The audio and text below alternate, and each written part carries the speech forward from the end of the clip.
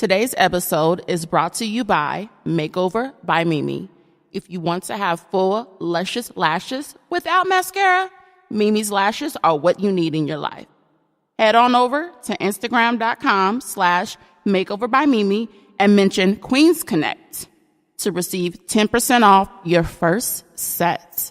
Now let's get into this episode. How you doing today? Good. I'm blessed. I can't complain. I'm good. Sun shining, birds chirping. My ass ain't good, but I'm grateful. That's what the people Amen. have been asking me, like, how you doing? I'm like, I'm not good, but I'm grateful. Amen. And I think that, part of being grateful is good, but I'm tired of telling people I'm good when I'm like, feel like an emotional fucking mess. Like, My answer is always, I'm not good, but I gotta be. So it's like, yeah. Really? And I feel like that's something that we're passed down. It's like, you good, you strong, you a black woman, like, Be that. Live that. Go out there. Like, that's what I feel like. Sometimes Black I women really, on 3. like, right. But I really feel like, there's just something about me in a space to resist to just tell people I'm okay. Mm-hmm. And even, I think that's hard for me because people expect certain things from me. People expect me to have it together. People expect a certain soundness, a certain peace, and like I have not felt that all of the month of October. So October has been rough. yeah, it's been a very, very difficult month, and I've been in a lot of reflection about a lot of things and trying to figure out where I want to be and what it is that I need, what it is that I want. Do those things connect? What power do I have to live the life that I want to live? What things do I need to keep around? What things do I need to let go? So yeah, October to me is like a month of reflection. Like after my birthday, I'm like, okay, well, where's the new year? Like just thinking about what I want to accomplish in 2018, just setting myself up for that, just planning, writing things down, just looking forward to the future and just really trying to buckle down and figure out what is Mimi doing? What are you trying to do? What do you want to do? And what steps are you taking to get there? So that's pretty much what I've been doing. This past week, though, I've been in a weird space. Like, I always speak my mind, but like this week in particular, you've been going in. I've been going in. And it's been like on like social media too. Oh yeah, I seen a couple of posts. Yeah, you've been wild on social media. I'm like, who is Mimi talking about? I'm not talking about any. Well, I was, but anybody. You called somebody useless this week? I did. That shit hurt my chest when I read it. Really? Like, fuck, if somebody called me useless. I did. I know it's a harsh word, but that's real. Some people. I had to break it down. Sometimes you are in a space to be useless, and you have to hear that, and you have to decide what you're gonna do with that. What did they respond to? She said, "Okay." Aww. And it was a customer service agent, so. Why Mimi out here abusing folks? Right, the customer, she needed that.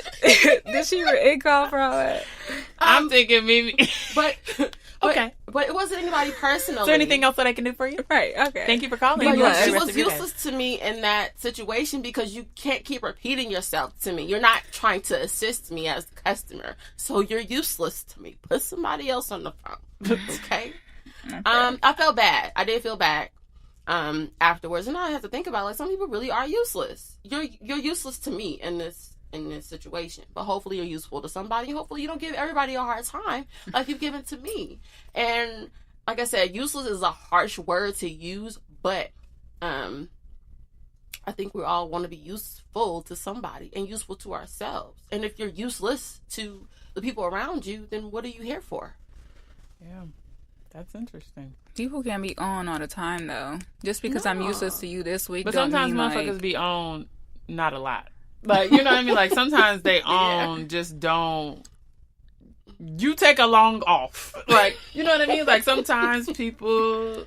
And that when you do that, that's what you've chosen to do. So you've also chosen to accept those consequences. Yeah. And you need to think about that. Like, sometimes if you're going to be off a lot, you need to accept that. Yeah. And if somebody calls you out and says something to you about it, like, yeah. But were you on? Mm-hmm. When were you on? Let's look at the building history. It tracked the usage, okay? Let's look at that. You know, like NV Energy does. Like, sometimes your ass is off. What's your usage trend? Or you're low, you know? Right. That's real. They got the little smart solutions. You might want to click and figure out what's going on to balance your shit out, but That's real. Did we introduce ourselves? No, we didn't introduce who we are. No, but this is chat, right? We just chatting. Yeah, let's jump into the episode. I'm excited to talk about what we're talking about today. All right. I'm Mimi Ford. I'm Ahti. I'm Sola T. And we are Three Queens and Things. Ew. That was raggedy. I feel like a little 808 beat was finna kick in. That was real raggedy. Well, today, the title of our episode is called Finding Our Mama's Collard Greens. Mm-hmm. And that might be a weird title to y'all, but it's really connected to a lot of what... really around the time that I found a lot of purpose in my life is when I was introduced to a book called In Search of Our Mother's Gardens, Womanist Prose by Alice Walker. This was when I was first introduced to the idea of what a womanist was. And so today we're going to dive in a bit more into that. I know that it came up in our live episodes, so I really wanted to take and create some space to talk about the Black, specifically, mother-daughter relationship, because I think, a lot of that whole us being strong, us feeling like people are or not useless, a lot of that shit we learn from our mothers specifically. So, it's going to be a vulnerable episode, and I'm hoping we can get into some depth here to discuss our experiences and our thoughts about things. So we're going to kick it off with a round table. We're going to finish this sentence. Dear Mama, I just want you to know ... You are the strongest person I know. Oh. Mom. No, I was kidding. Dear Mama, I just want you to know that I love you more than I could ever try to express to you. You did a great job raising me, us, and I just want to take care of you. Oh. Dear Mama, I just want you to know. We've grown up together, and I appreciate that. It's not always easy. It's not always pretty. But I don't think a lot of people get to say that they continue to grow with their mom, and that's something we're doing together and trying to become better as individuals and strengthen our relationship. So I'm extremely grateful for you. And all the sacrifices that you made to make my life better. Back in elementary. I'm excited about this episode. So, next question. So, how old was your mom when she had you? Have you reached that age yet? And if so, what were you thinking about motherhood at that time? My mom was 25 when she had me. I'm 27 now, so I've passed that age. And the question, what are you saying? Like at 25, was I thinking about being a mom? Yeah, like could you have imagined being a mom? Because you're not the oldest. No, right? No, I have two older brothers. So, so you would be having your put yourself in your mom's shoes. Yeah, is what I'm saying. Like this is your third child. What would you be thinking? Like as Ahti? Yeah, if I had 3 children right now, I don't know. It's hard for me to envision that because I don't have any kids. However, I do know that even at 25, I look forward to being a mom. Like that excites me. So I know that I'm a natural nurturer. Like it's just in me. Like I can't wait to have kids. Like I can't wait to be a mom. So I can't picture like what life would look like right now for me at 27 with 3 children. But I know that either way, I would still feel blessed and I would still be happy. Like, yeah. Okay. My mother was the same age. She was 25. Get the fuck out of here. My mom was 25 too. Are you serious? Yeah. That's crazy. I am the youngest of 3 girls. So my mom was the same. She had 3 girls at 25. Could I imagine myself having 3 kids at 25? Hell to the no. So I applaud you, Mom. I applaud my mother for, always making sure we didn't go without. And the sacrifices that she made, and just trying to raise us to be strong women. Mm-hmm. My mom was 25 as well, and when I was 25, the way that I think about motherhood is not. At 25, I didn't want kids. If I'm completely honest, I just wasn't in that space. I never thought about me having kids. Even sometimes now, I'm like. If it happens, that's great. If it doesn't, I still would feel blessed as a woman and as an individual in this world. But I think I've always valued partnership more than having children. Mm-hmm. And so if in that partnership we decided that was a role we wanted to explore, then that would be great. But I definitely would more so, I would say I would be looking for that partnership. And that's something my mom didn't have with raising me. So I think the way that I grew up, it wasn't that I ever felt that I was missing out on something, because I feel like my dad wasn't in my life. But I don't feel like I was, something was subtracted because of that. But I think in my experience, I come from a pretty long generation, a few generations of single Black women. So I just wasn't something that I felt like, I just knew, I think what it was more so than anything, if I'm honest, is I didn't want to be a single mother. Mm-hmm. I don't think anybody who's a single mother intends to be a single mother. Yeah. I always I think say there that, are some women out there who have decided that Mm-hmm. as them being single that they want to be mothers, but that I think I just always was more curious about. Did it almost scare you a little bit?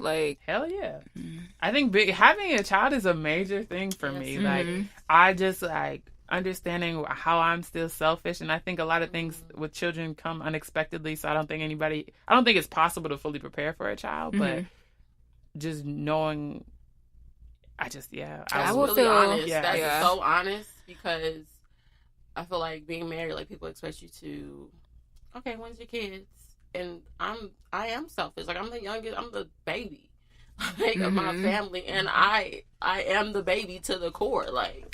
And I got married young, and I feel like I was kind of protected or taken care of, for lack of better words, at a very young age. So I don't really know what it's like to have to make sure you eat and clothes are on your back and do your homework, care for a life. It's a living thing that I want to make sure that I raised to be the best human being possible.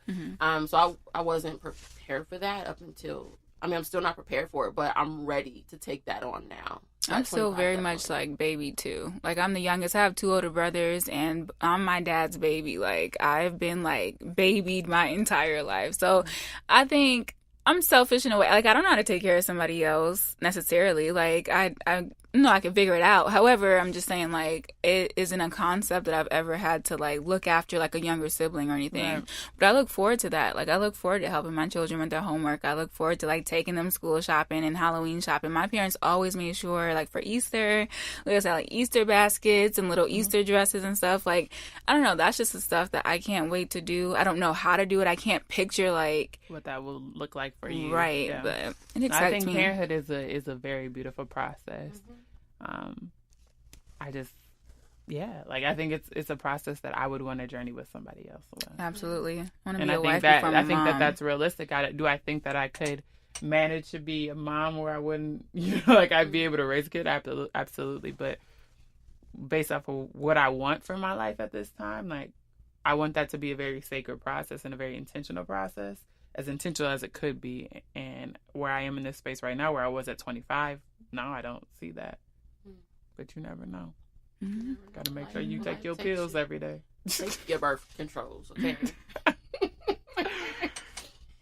But yeah, so the definition of a womanist, I think we kind of touched on this again. Somebody was asking in our last live episode if we were womanists. So I was talking about the book In Search of Our Mother's Gardens, A Womanist Prose by Alice Walker. So this is basically a collection of 36 pieces written between 1966 and 1982. So they're essays, articles, statements, and speeches that she wrote around this idea of a feminist. So based on her definition, it's a Black feminist or feminist of color, from Black folk expression, mother to female children, and also a woman who loves other women, whether sexually or non-sexually, appreciates and prefers women culture, committed to survival and wholeness of an entire people, male and female. So I think that differs from the feminist, where it's very female-centered, and there is a preference here, but it's also to think about the larger picture of Black men and Black children. And so that's something that I deeply identify with, and I think a lot of what my mother raised me to believe is centered in that. I think one thing that that I'm realizing that I'm trying to find more of a balance with now as an adult is that my mom always taught me to put other people first. And I think that is a great message, but I think if that's not set up appropriately, that can be very unhealthy. And I think in a lot of ways I'm learning romantically how to balance putting somebody else and where they are as something important, but not always before my own health and my own needs. And so that's something I'm grateful for learning, but I'm learning to navigate that as an adult woman who's looking for partnership. My mother always taught me self-preservation. So, ditto. Look out for yourself before you can look out for anybody else.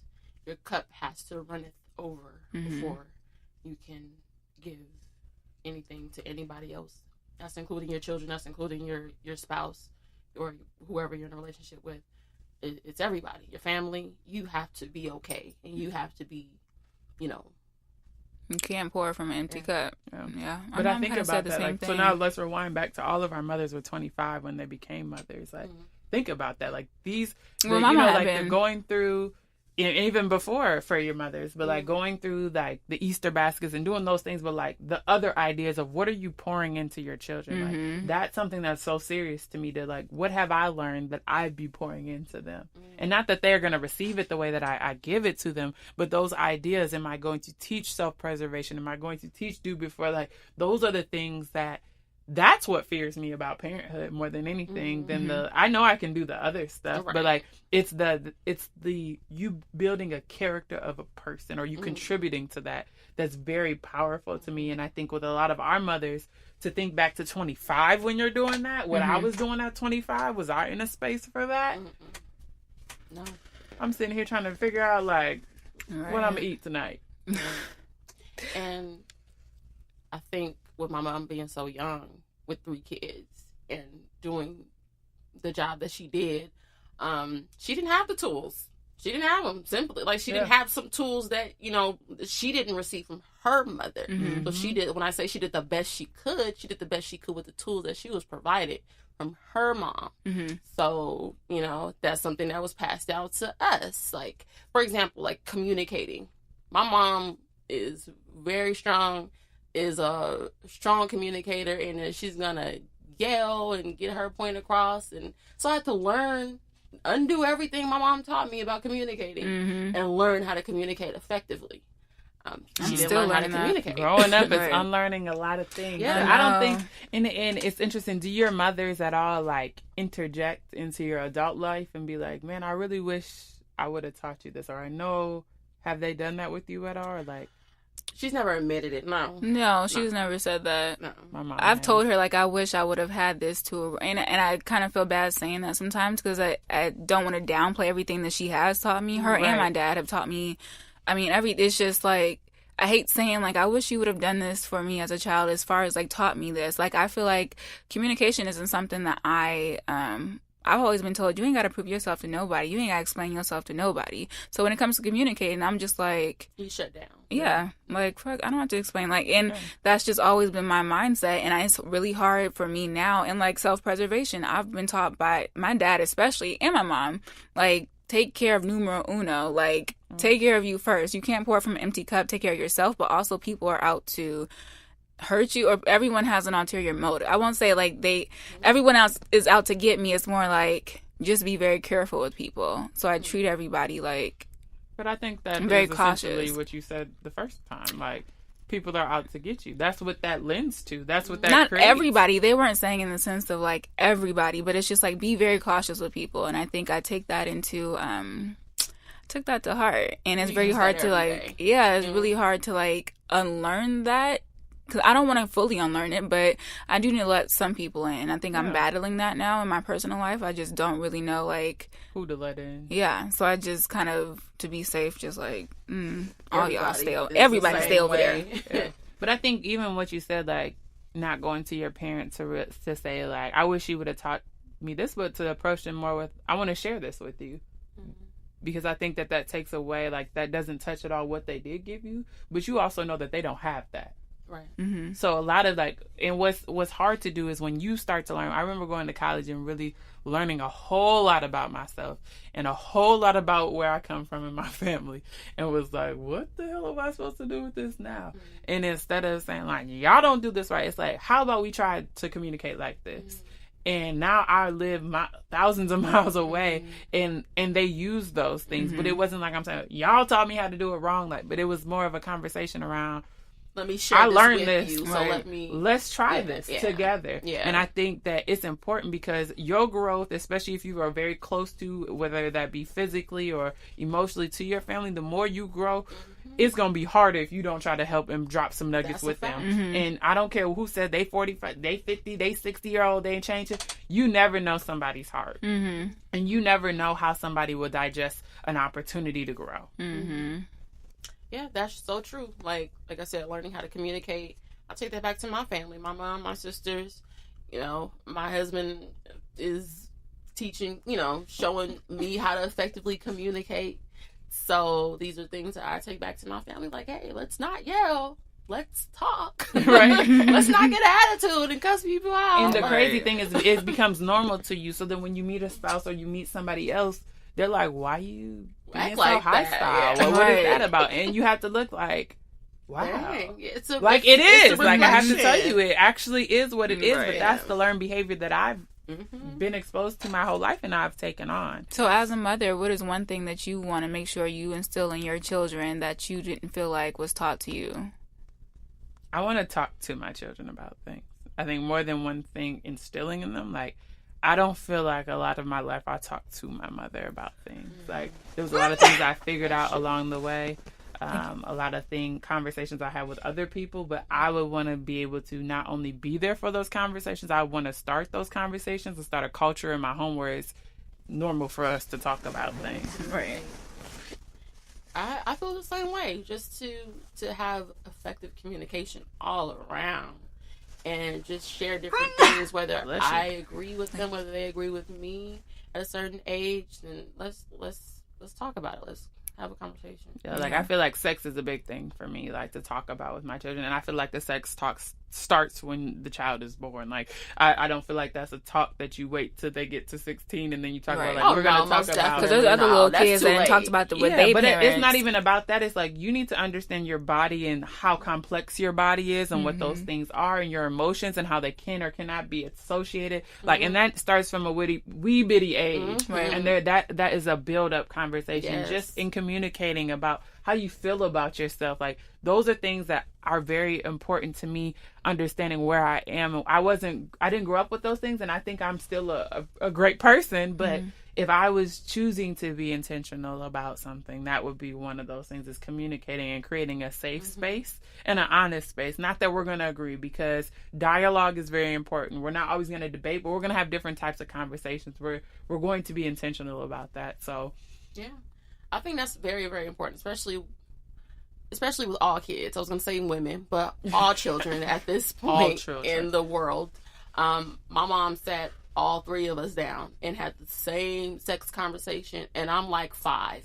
And I'm listening to my mom have a conversation to my teenage sisters and in middle school about sex and your body and understanding that.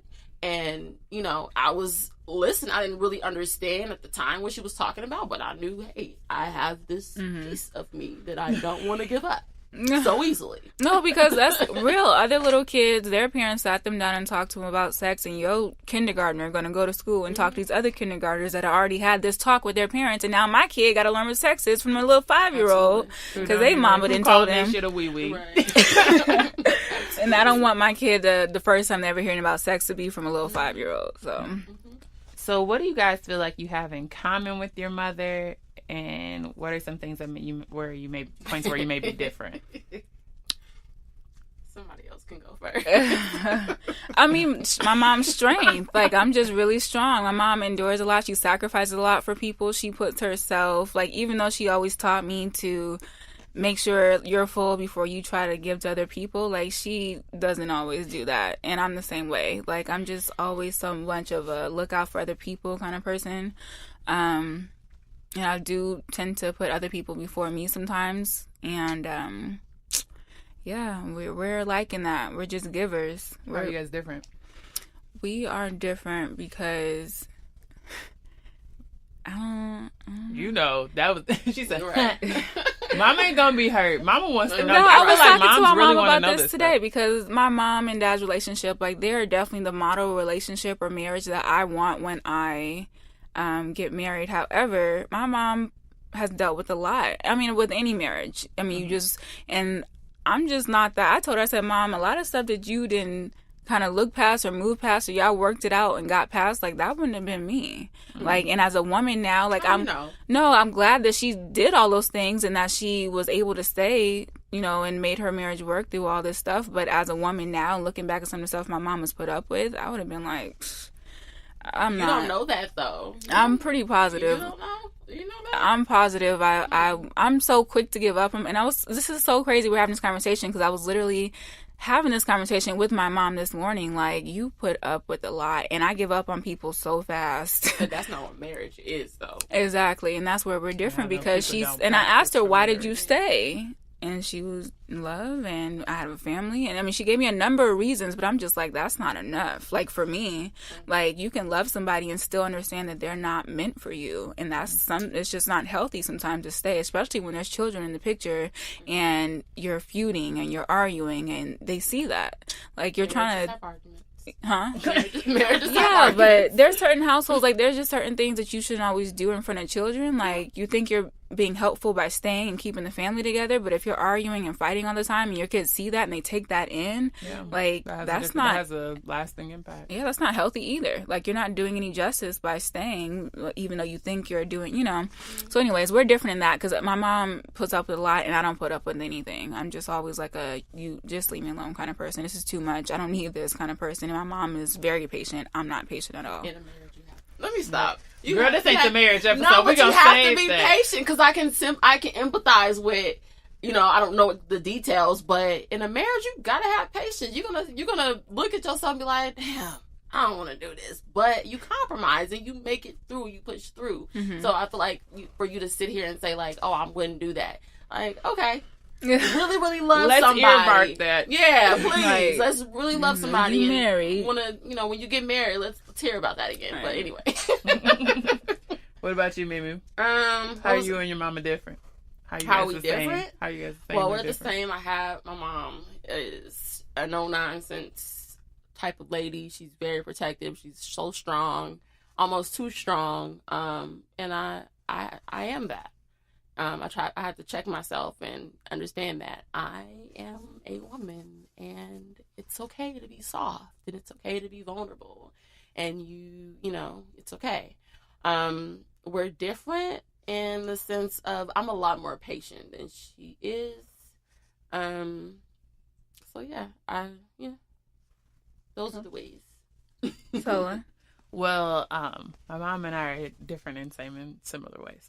So my mom and I are both very logical. So it's about like what makes sense. So, like, that doesn't make sense, then like it's not real. My mom just has it very extreme. So like that's what we're different. So I've learned and developed to become more vulnerable and more in tune with my emotions. And I wasn't raised in that type of household at all. Like, I was raised very logically. Mm-hmm. Like, if it makes sense, then you do it. If it doesn't make sense and it's stupid, then you leave it alone. Mm-hmm. And so I think learning the balance now as I get older, I realize that I need a balance between logic and emotion.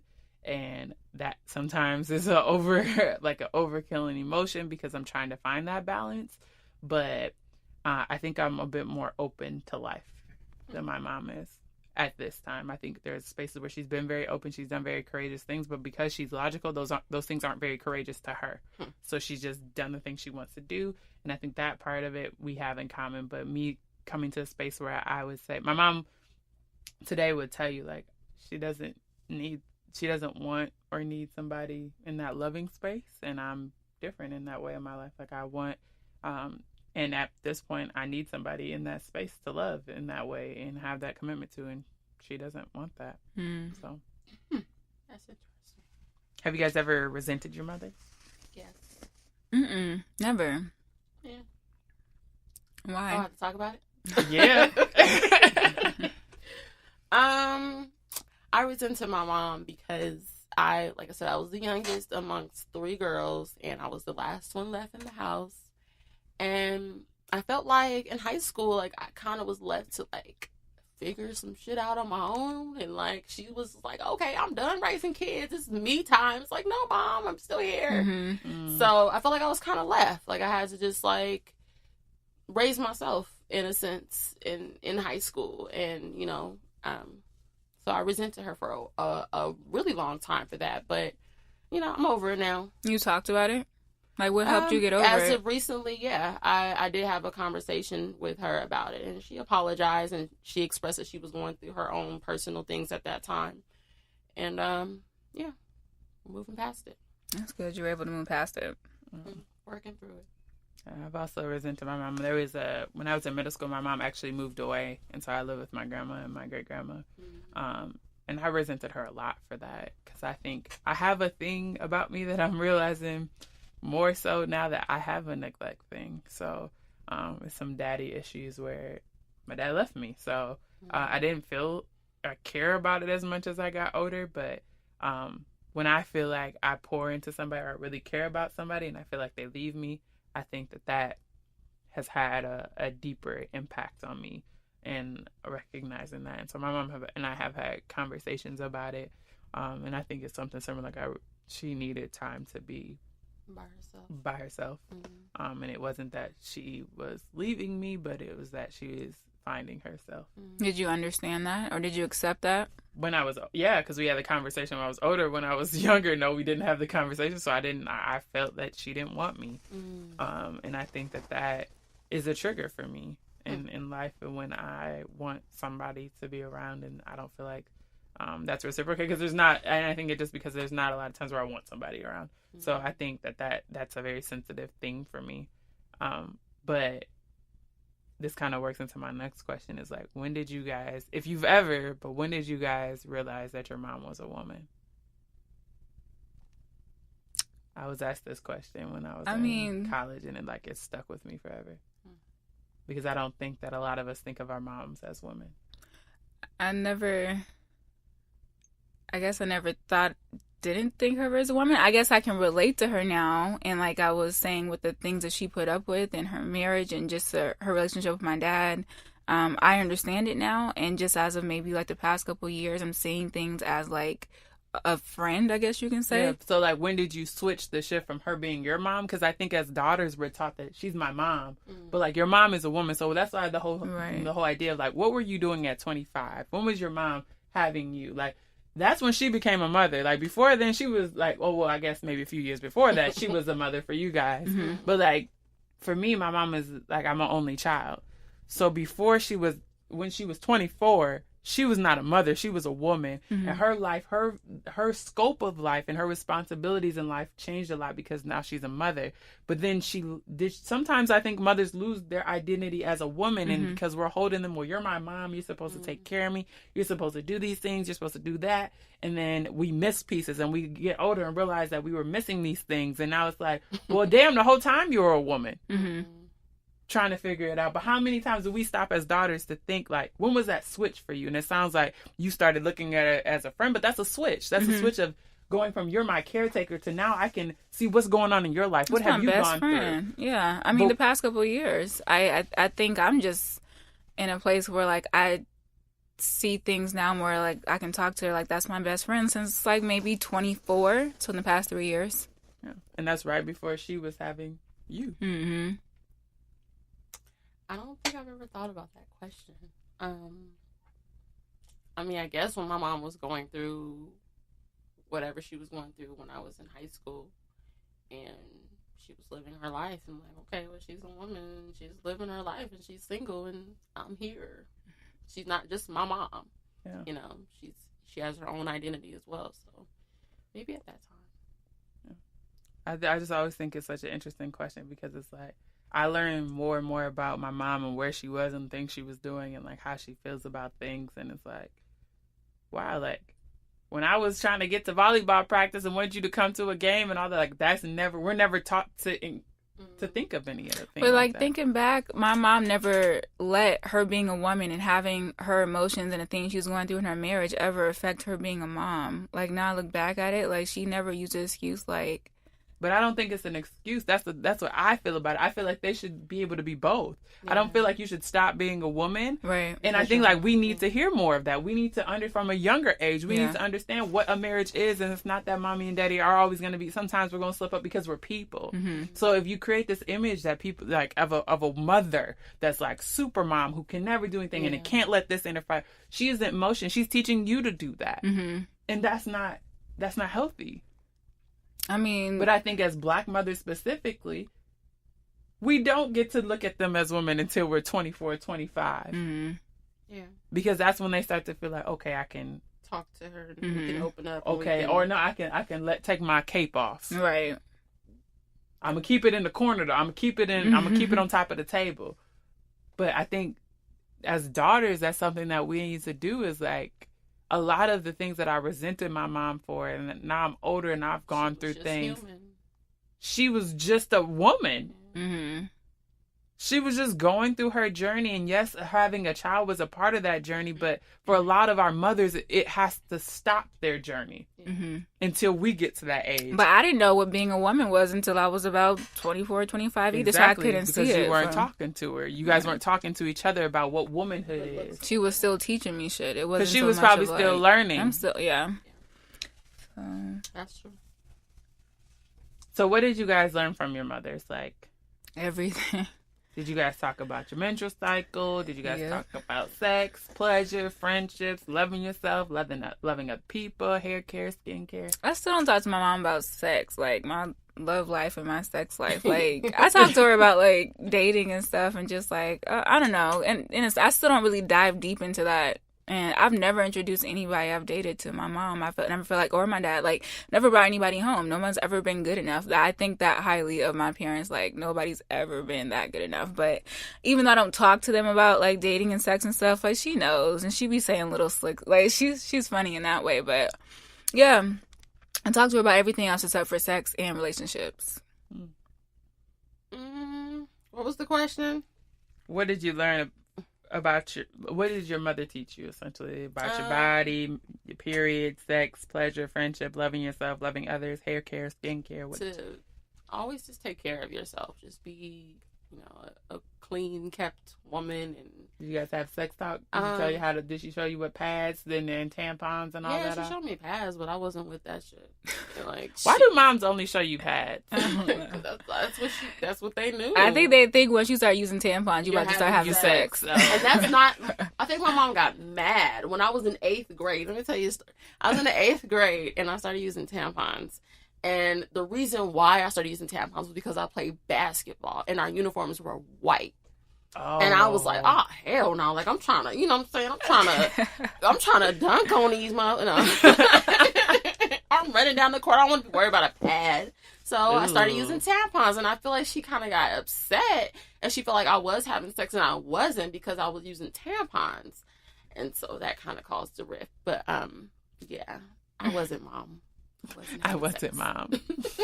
Yeah, I've never, my mom and I never had a sex talk. My grandma actually had a sex talk with me when I, came home from college one time. And my grandma was a very interesting person because she also one day was telling me about vibrators and shit. And I was like, what, Granny? Okay. Yeah. Granny. I don't really want to talk about this right now. But I think that's the part of, parenthood I would want to transition. Your grandma was the one that put that comment on our live video. Yes, it was. What'd she say? She is. What'd she say? I forgot what he said. It was about sex? The gay. It was about the gay. gay. I gotta meet her. Is your man gay if he had sex with the man before? What? That was your And she said, how many men? She was or like, something. well, when did he? It was something like, how many men? When did he stop sleeping with men or something like that? My grandma's lit. She's the best granny. Grandma's so lit. I know. We need to get her on the show. She's I think as she's gotten older, she's become more open because I highly doubt she's ever had those conversations with her kids. But those are the things, if I want to be a parent, I want to make it normal because, now I feel I wouldn't talk to my mom about some of the things, and I just feel like it's intentionally me being uncomfortable to do it, and I wouldn't want to raise children that have that same thing.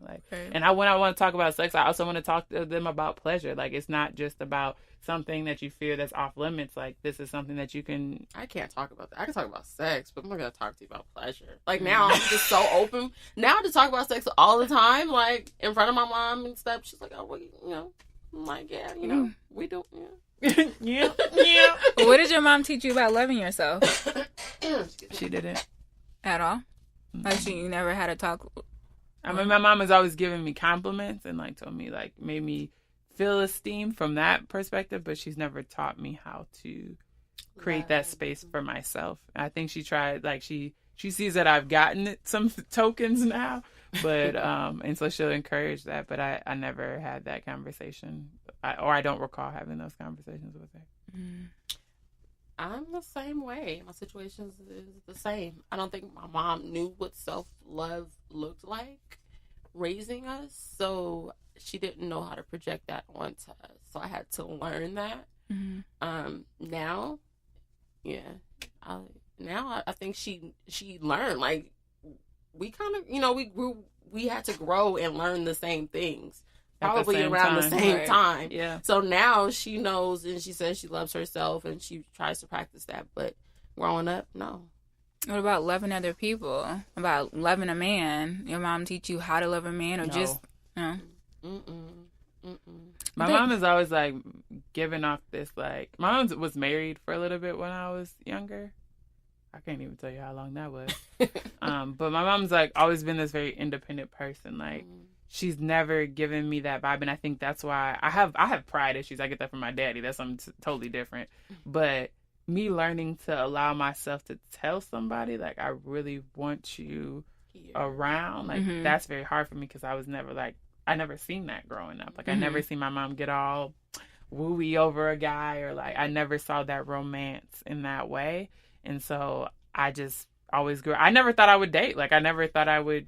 I still don't know if I'll ever get married or anything like that. Like, I just don't. Right. I just don't know. That's so funny because you had that demonstrated in your household. I did. So you would think that, No, it's you know what it is. Like, I see the middle of it. My parents have been together since they were 14, so I don't know how it started. Like, I don't know how to date and like.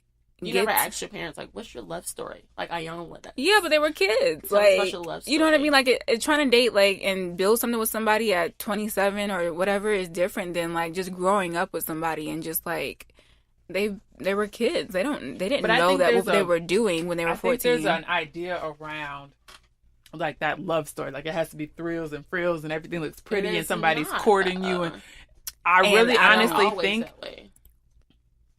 I think in love, to me, and I'm learning that I used to say love as the definition was balance, but love is commitment. And is you making a decision and you deciding to make that decision every day.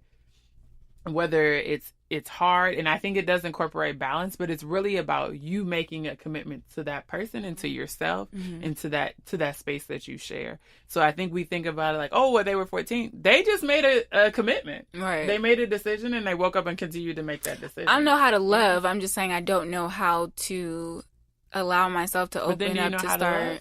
Yeah, I do. I know exactly what love looks like. I'm saying the beginning part of it is where I'm fucking up. Like, I don't know how to open up to somebody. Yeah, and I'd never seen that with them because they've just always been together. Yeah, but then that's what I'm saying. Like, I don't think you fully know how to love them. I don't think you can say I feel like it's going to look different. Yeah, my love story is going to look exactly the same as theirs. Like, I'm saying I have an example of, like, what I know true love looks like because they love each other to death. So I get that, and mine is going to look just like that. But my trouble really comes from, like...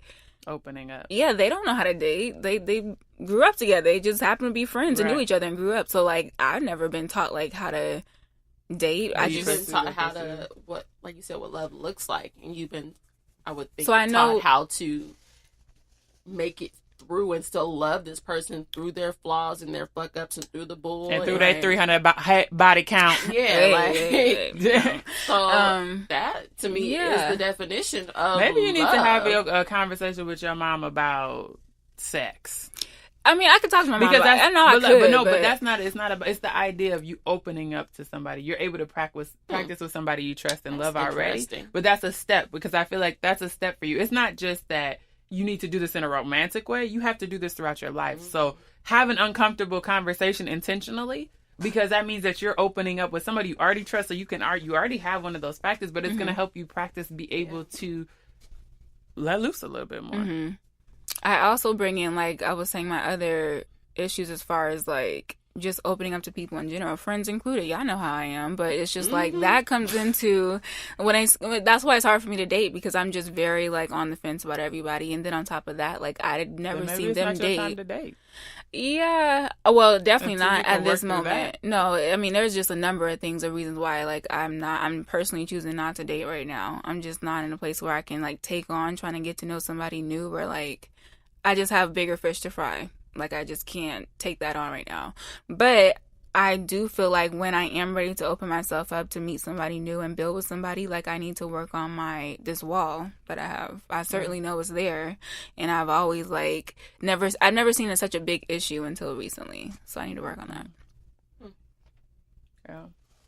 The question was about did What your is- mother teach you about love? Loving other people. Loving other people? No. Or loving I a know man. she loved my dad, and they were together for about 10, 11 years.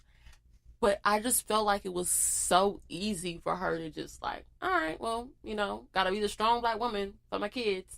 Bye, nigga. I never seen my mom oh my God, I really love him, and this really broken up about any man. Yeah, I've never seen my mom's heartbreak. No, never. So, and I feel like that's why I'm always shit, I ain't trying to be crying in front of nobody. I ain't trying to let me hold this shit. And I think I just have it naturally. So I think people don't believe me when I say I'd be real fucked up emotionally. I was talking to my best friend the other day, and she was like, you don't strike me as an insecure person. I don't know what you're insecure about. And I was just like, nigga, I'm over here struggling all the time. What you mean? And I had to think about it. It's not that I'm putting on to show people. I think I just inherited this essence that just looks together. Mm-hmm. That when I'm really going through things, I think I also have a pride thing that prevents people. I'm very private with it. Mm-hmm. But what does she mean by you don't strike me as an insecure person? Why do you have to be insecure because you're hurt or something? But just to be vulnerable. I think a lot of people associate that insecurity and vulnerability together. Mm-hmm. So it was just very interesting because I'm absolutely insecure about a lot of things. But it was just wow, I don't even realize. And my best friend and I, we talk about a lot of things. So it was just very interesting to be huh. You do come across that way, but I'm so crazy, and so in tune with watching people. I've seen little flickers of things within you, and yeah, I'm the same way, girl. Right. I get it. I get you. Yeah, and I think it's not that I'm intentionally ooh, but I think I get that from my mom.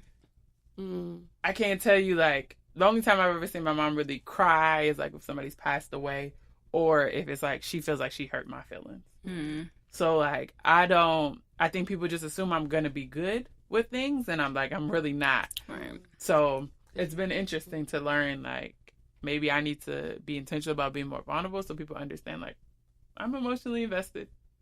With a straight face. I'm emotionally invested.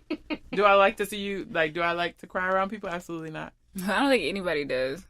I don't like to. I'm just a crybaby. Yeah. I don't care what you think. I'm gonna cry, and then I can cuss your ass out in the same breath. So Well, is there anything else that you guys like to share about your relationship with your mom, or? That lady, she just amazes me. When I say she's the strongest person I know, I opened up the episode saying that, she just amazes me by how she just puts her feelings to the side and made just so many sacrifices, and I can see that now as an adult. It's just... Yeah, you definitely see it more as you grow up. When you start getting light bills and rent bills. I can't ever imagine loving... You were strong. Girl, you pay all these bills. With that money, right? I just can't imagine loving anybody more than I love my mom. That is truly my heart, and I appreciate her so much. I'm so blessed to have her as my mom. My mom is so funny. You're so funny, Mom. K West. Hey, K West. Yeah, I think I've just really... My mom and I have a very interesting... I think even also when you're an only child and it's for a single parent, my relationship was never a traditional mother and daughter relationship from the beginning because we've had to be partners in so many aspects where I've had to just be good with certain stuff and her not being able to be there so many times. And just kind of just, back and forth, me giving her difficulties about stuff that wasn't even real. But I think that what I'm learning is being a mother is a very hard thing to be. Yes. And being a daughter is something that I take for granted on a lot of occasions. And I take it for granted that I have a mother that was very active in my life, whether that, even if it wasn't always with her time and showing up in places, with her pouring into me and creating spaces for me to learn to become the woman that I am. And I think about those who don't have their mothers in their lives in that way. And so I sit very grateful And I'm very, very interested to see like where our chapters overflow the next couple of years to see how that transitions and what we can learn from each other, because her and I are very much so in a space where we're learning things together. And that's something that's really important to me. And I don't think I realized that probably until I'm saying it right now. But I don't know, I appreciate her for saying she didn't always do right. Like, that's something that my mom has done recently and has kind of really owned up to say, like, I did that wrong. And I think me learning to forgive her has been a blessing. Yeah. And me learning to appreciate what she did do right has also been a blessing. Yeah. Definitely. You are appreciated, Mother. Yes. Not only on Mother's Day. Right.